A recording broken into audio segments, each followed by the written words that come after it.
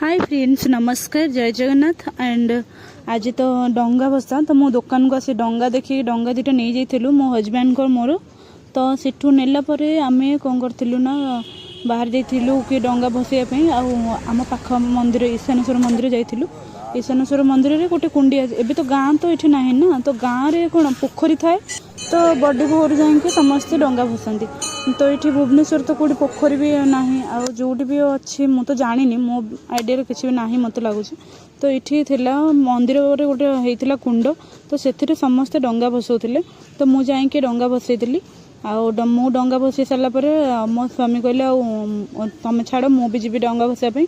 तो से भी डंगा भसई देते सतरे एत सुंदर होता से कुंडिया दिए जमी गोटे हंस पहरिया गोटे मूर्ति करदे। तो सेठू बाहर की आस सारापर आम मंदिर दर्शन करूँ। मंदिर दर्शन काली तो जेहेतु मोर फास्टिंग थी आज भी कुमार पूर्णिमा सॉरी कार्तिक पूर्णिमा। तो आम ये दर्शन कर सारिकी बाहर जाइलु खावाई। तो आम खाई काली जेहेतु मोर उपास थी मुझे आज जाइए मंदिर दर्शन कर खाई सारी।